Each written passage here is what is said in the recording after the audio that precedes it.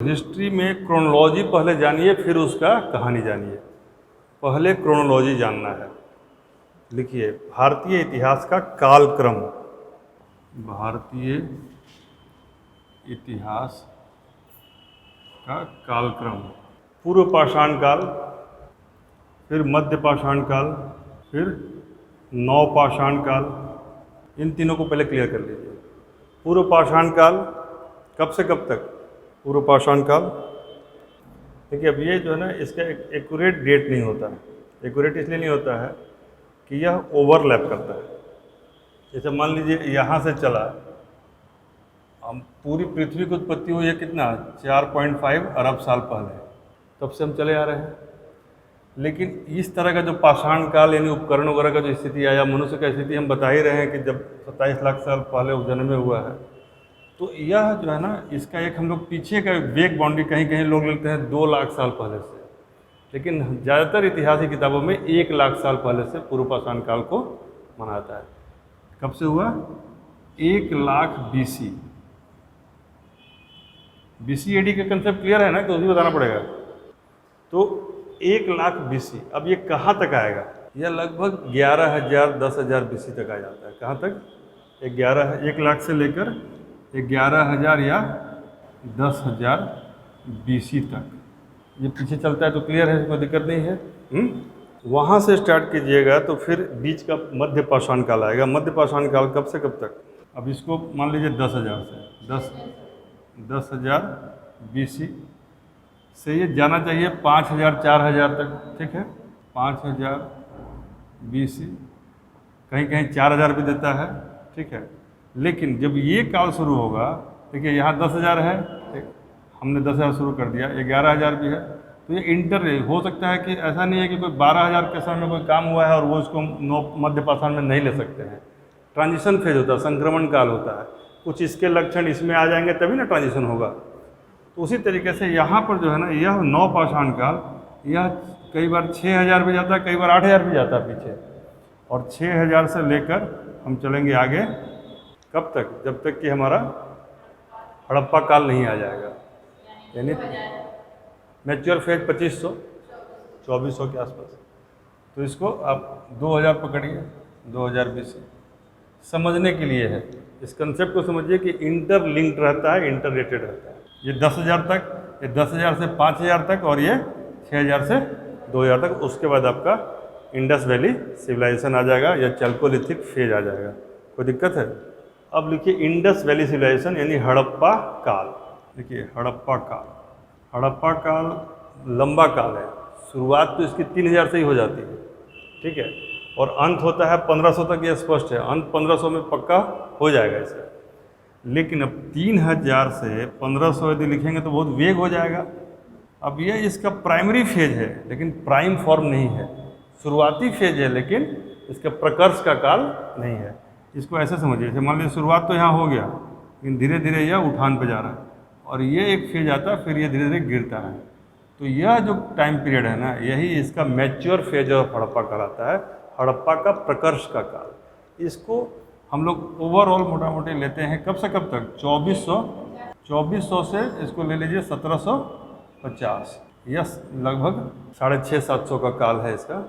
यह हड़प्पा का mature phase है, mature phase of Harappa, mature phase. ठीक है, हड़प्पा का काल जब समाप्त होगा तो कौन सा काल आएगा? वैदिक काल। ठीक है, वैदिक में भी 2 खंड हैं, ऋग वैदिक और उत्तर वैदिक। उत्तर वैदिक, तो ये उत्तर वैदिक, ऋग वैदिक कब से कब तक होगा? 1500 BC, BC ही चल रहा है, 1000 BC, और ये हो जाएगा 1000 BC से 600 BC। ठीक है, इसके बाद जो कालखंड आता है उसको कहते हैं महाजनपद का। ये कहाँ से कहाँ तक चलेगा? ज़्यादातर 600 BC से जब तक मौर्य नहीं आ जाते हैं प्रॉपर तरीके से वहाँ तक, तो 321 तक, 321 BC। सिकंदर के आगमन तक इसको मानते हैं 326-25। तो ये आपका महाजनपद काल है। महाजनपद काल का इतिहास फिर अलग से भी बताएंगे, ये जनरल क्रोनोलॉजी बता रहे हैं। क्रम आपको यहाँ तक क्लियर हो गया, यानी 1 लाख साल से स्टार्ट करके आप कहाँ तक आ गए? 321 BC तक। और ये BC से मौर्य काल आ जाएगा, यहाँ से मौर्य वंश या मौर्य साम्राज्य। अब ये चला जाएगा कहाँ तक, 185 BC तक। कहाँ तक जाएगा? आखिरी मौर्य शासक बृहद्रथ की हत्या पुष्यमित्र शुंग ने कब की थी? 185 BC में। तो ये कहाँ से जाएगा? ये 321 पकड़िए इसको टू 185, ये मौर्य का काल हो गया। अभी BC में ही चल रहा है। यहाँ से आएगा मौर्योत्तर काल। कौन काल आएगा? मौर्योत्तर काल। मौर्योत्तर काल यह शुरू होगा कहाँ से? 185 से। और यह मोटा मोटी चलेगा AD चला जाएगा। AD में भी चला जाएगा गुप्त वंश के शुरुआत तक, यानी यह भी 3rd सेंचुरी AD तक। कहाँ तक? 300 AD तक चला जाएगा। यह पोस्ट मौर्य, यह BC से शुरू होता है, ध्यान दीजिएगा, और ख़त्म कहाँ होता है? AD में। इसमें कई वंश आ जाएंगे। कैसे, कौन कौन से वंश आएंगे? शुंग वंश आएगा, कण्व वंश आ जाएगा, इसी में सातवाहन आ जाएगा, इसी में आपको कौन सा है वो कनिष्क वाला कौन सा वंश है? कुषाण आ जाएगा। ठीक है, इसी में फिर आपको शुंग, कर्ण, सातवाहन, कुषाण और एक आध छोटे मोटे और वंश आ जाएंगे। ठीक है ना। और इसी के पैरेलल, इन दोनों के पैरेलल साउथ में एक वंश चलेगा, उसका नाम है संगम का। इसी समय चलेगा जब मौर्य साम्राज्य चल रहा है, और जब इधर पोस्ट मौर्य चल रहा है, तो साउथ में क्या चल रहा है? संगम वंश चल रहा है। साउथ में चलेगा संगम वंश। क्योंकि देखिए भारत है, ऐसे ये मान लीजिए भारत है, तो इधर यदि एक राजवंश शासन कर रहा है और उसका सीमा यहीं तक है, तो ऐसा नहीं ना कि ये सब जगह खाली है। तो इसी समय यहाँ पर जब मौर्य शासन है, तो यहाँ पर किसका शासन है? चोल, चेर और पांड्य का, जिनको सम्मिलित रूप से संगम बोलते हैं। क्या नाम है? चोल, चेर और पांड्य। तो ऐसे समझना है चीज़ों को। ठीक है, ये मौर्योत्तर काल तक गए, और उसके बाद आता है आपका गुप्त फेज, गुप्त काल। यह 3rd सेंचुरी से शुरू होगा और यह कब तक खत्म होगा? लगभग 6वीं शताब्दी तक जाएगा ये, तो के लास्ट तक, यानी 7वीं तक पहुंच जाएगा। ठीक है ना। यानी गुप्त काल आपका 300 AD से स्टार्ट होगा, 320 के आसपास। इसके उनके पहले भी लोग थे, ध्रुव गुप्त वगैरह की बात होती है, घटोत्कच गुप्त, ये सब शुरुआती राजा थे। लेकिन जो नामी राजा हुए कौन से हुए? विक्रमादित्य, समुद्रगुप्त और चंद्रगुप्त। ठीक है ना। तो यह लगभग 300 से लेकर 600 तक रफली इनका रहा। उसके बाद 7वीं शताब्दी में हर्षवर्धन वगैरह के साथ पूर्व ये जो प्राचीन काल है वह समाप्त होता है हर्षवर्धन के समय। यानी यहाँ पर गुप्तोत्तर काल आ जाएगा। वैसे इसका जो डाउनफॉल है वह 5वीं शताब्दी में ही शुरू हो जाता है, इसलिए 5वीं तक रखिए, और 5वीं से 7वीं जो है यह रखिए गुप्तोत्तर। ठीक है ना, गुप्तोत्तर। क्योंकि 457 में जो हुनों का आक्रमण होता है, वहाँ से इनका डाउनफॉल शुरू हो जाता है। और काफ़ी पराक्रमी राजा सब हैं, लेकिन उनका 200-300 साल में इतिहास। सबसे महत्वपूर्ण कौन सा है? हर्षवर्धन, कन्नौज का।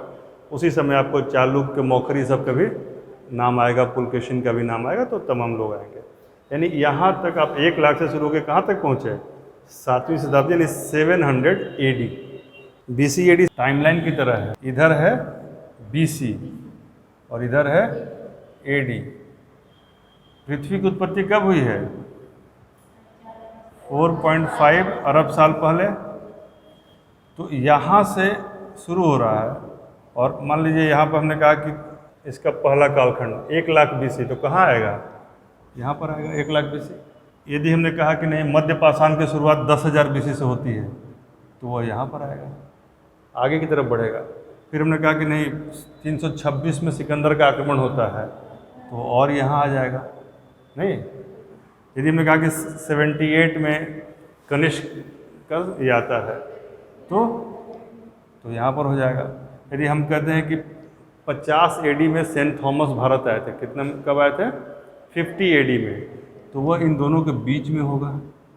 यदि हमने कहा कि नहीं, गौतम बुद्ध का जन्म BC 563 में हुआ था, तो कब हुआ होगा? कहाँ पर रखें? इधर, यहाँ रखें, इधर रखें? यहाँ रखें ना। तो कितना है? 563 BC। अब बताइए, गौतम बुद्ध से महावीर बड़े थे या छोटे थे? बड़े थे। और तो पहले होगा। कब हुआ था जन्म उनका? तो इतना समझाया, और 540 बड़ा है कि 563 बड़ा है पता नहीं चला। अब तो सब बोल ही दिए, अब एक बार फिर से रुक के बोलिए क्या बोलना चाहती हैं। तो कौन पहले हुआ? 563 BC है, यह है बुद्ध का जन्म, और 540 है अभी तक स्थापित में महावीर का। तो 540, देखिए यहाँ 1 लाख आ रहा है, फिर 10,000 आ रहा है, तो पहले 563 आएगा कि पहले 540 आएगा? तो 63 किसका जन्म है? तो बुद्ध पहले हुए कि महावीर पहले हुए? बुद्ध पहले हुए। यही दिक्कत होता है टाइमलाइन, इसीलिए हमको लगा के बताना चाहिए। देख रहे हैं खत्म।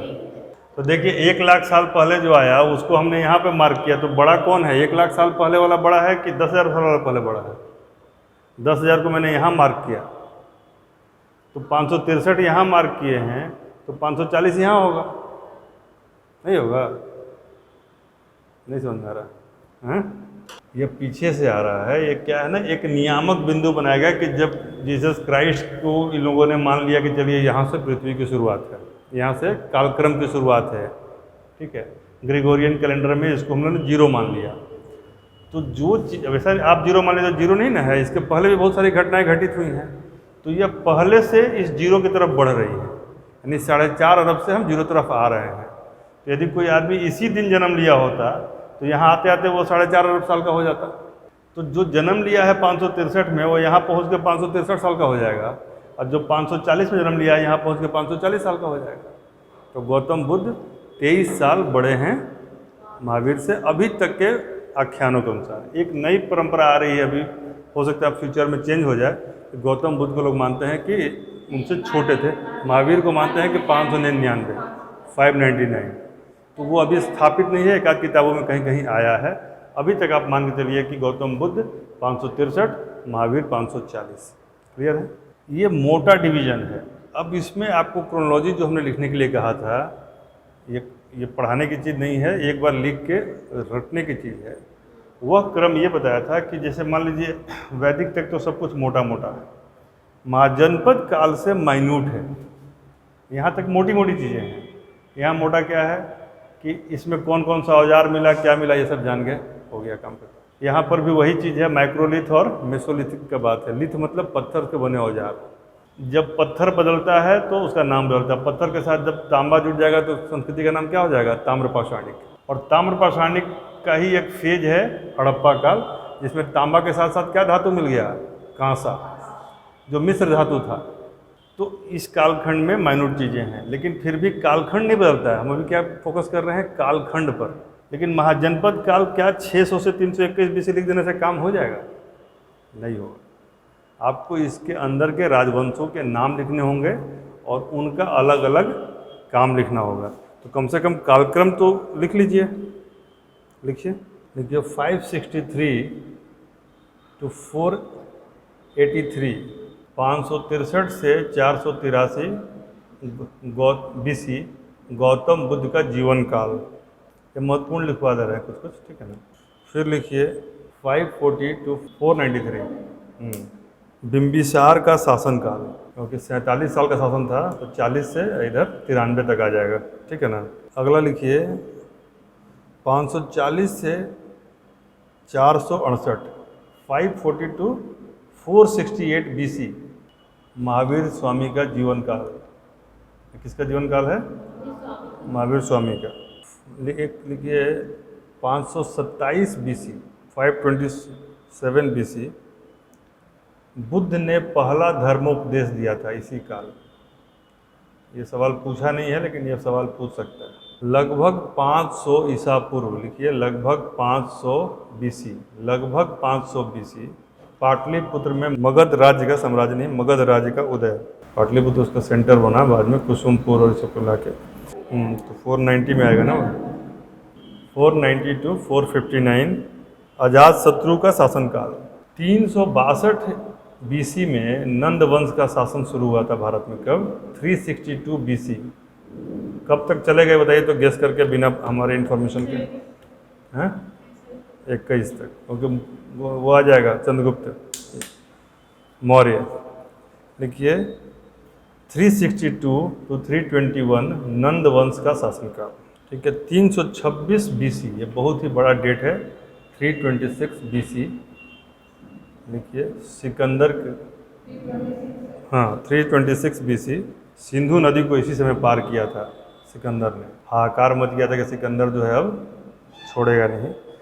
तो लेकिन वो लड़ाई सिंधु नदी के किनारे पोरस के साथ उसकी नहीं हुई थी, उसकी लड़ाई हुई थी वितस्ता नदी के किनारे, जिसको हाइडेस्पीज कहा गया है। ग्रीक लिटरेचर में क्या कहा गया उसको?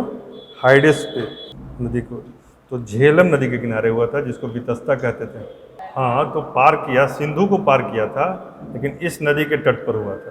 तो क्वेश्चन जो पूछेगा वो पूछेगा कि किस नदी के तट पर इनका हुआ था, तो आंसर होगा हाइडेस्पीज, झेलम या वितस्ता।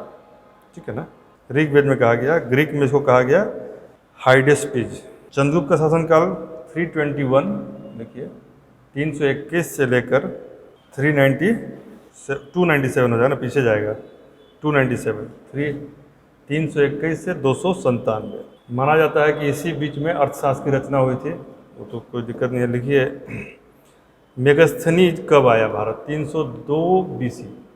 सेल्यूकस प्रथम का दूत था ये मेगस्थनीज, जिसने इंडिका की रचना की थी। इसकी किताब का नाम इंडिका। दो इन्फॉर्मेशन है, किसका दूत था मेगस्थनीज?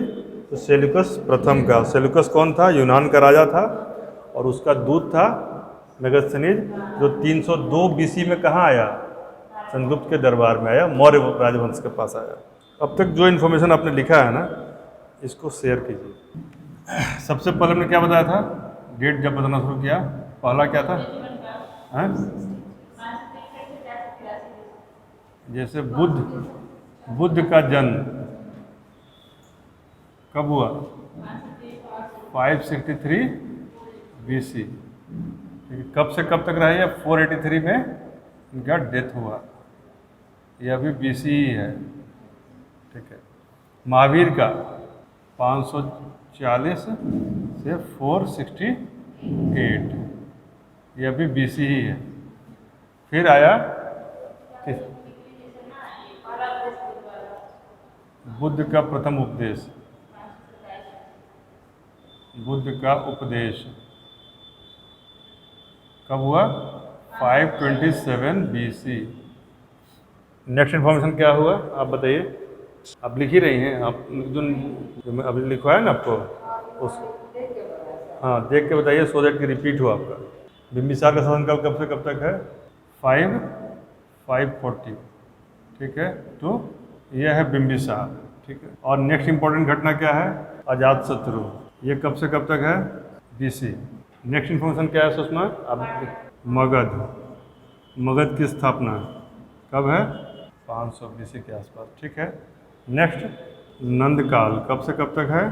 221 321 ना, 21 बीसी।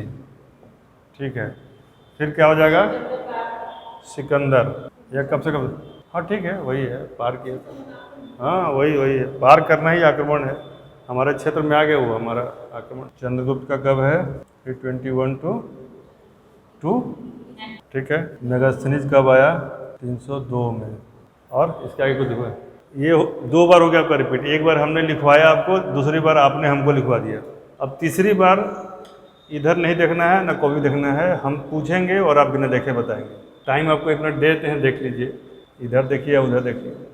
क्या वाइब्रेशन बहुत आ रहा है? नहीं, कोई बहुत इसमें दिक्कत वाली बात तो होनी नहीं चाहिए। देखिए, गौतम बुद्ध के जन्म में किसी को दिक्कत है? महावीर के जन्म में? बिंबिसार का महावीर के जन्म से कोरिलेट कर लीजिए, केवल लास्ट डेट याद करना पड़ेगा। वहाँ 68 है, यहाँ पे क्या है? 93 है। अजातशत्रु चूँकि अब उसके बाद ही आएगा तो 92 में आएगा, हैं? क्योंकि इसके बाद आएगा ना, पिता को मार कर आया था ये, ठीक है ना, और बाद में इसके बेटे ने इसको मारा। पितृहंता के पुत्र ने उस पिता की हत्या की, पितृहंता के पुत्र ने उसकी खुद की हत्या कर। ठीक है, मगध की स्थापना में कोई दिक्कत है? नंद काल का पहला डेट आपको पता ही है कि जब चंद्रगुप्त आएगा तो नंद काल खत्म हो जाएगा।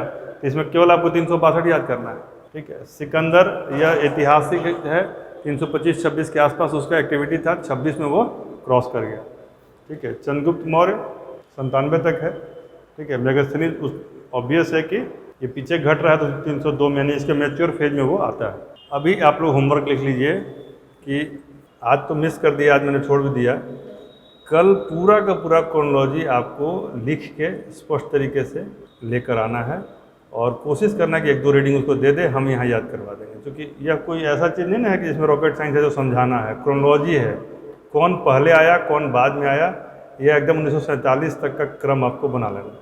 अब तो यहाँ तक तो आप आ ही गई हैं, इसके आगे का या अपने से कीजिए तो सिंधु सभ्यता से स्टार्ट कीजिएगा, पैलियोलिथिक मेसोलिथिक छोड़ दीजिएगा।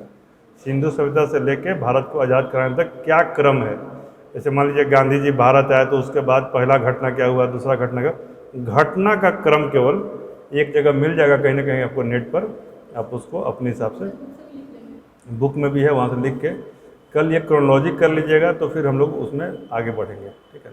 हिस्ट्री का क्रोनोलॉजी पार्ट कल हम लोग खत्म करेंगे याद करके। अभी तक इसमें तो कोई दिक्कत नहीं है, बिना देखे बताइए अजात शत्रु का कार्यकाल, वो तो 92 से, हाँ लेकिन कहाँ तक, 83 नहीं होगा ना, 59 अजात शत्रु, मगध की स्थापना, मेगास्थनीज का आगमन 302, सिकंदर का आक्रमण, ठीक तो हो ही गया, गौतम बुद्ध की मृत्यु और 83 80 साल की अवस्था में मरे थे, ठीक है। उसी समय पहली बौद्ध संगीति हुई थी, ये सब बताएंगे। लेकिन पहले आप इतिहास में कालक्रम को सेट कीजिए। आज का क्लास हमारा कालक्रम पे था, कल भी कालक्रम पर रहेगा।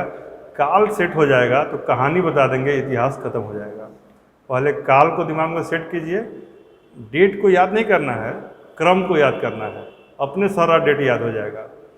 ये आपको याद होना चाहिए ना कि कौन शुंग पहले आया है कि कण्व पहले आया है, इस क्रम को याद कीजिए, कहानी बता देंगे, इतिहास समाप्त हो जाएगा। बाकी जो मैंने फार्मूला बताया था कि आपको कम से कम आधे घंटे मैप देखना है, तो यह अभी से आप करेंगे ज़रूर। और आधे घंटे मैथ बनाइए, आधे घंटे क्या करना है, मैथ्स बनाना है। ये दोनों काम कीजिए, बाकी सारा सब्जेक्ट हम लोग देख रहे हैं, ठीक है। चलिए फिर कल मिलते हैं।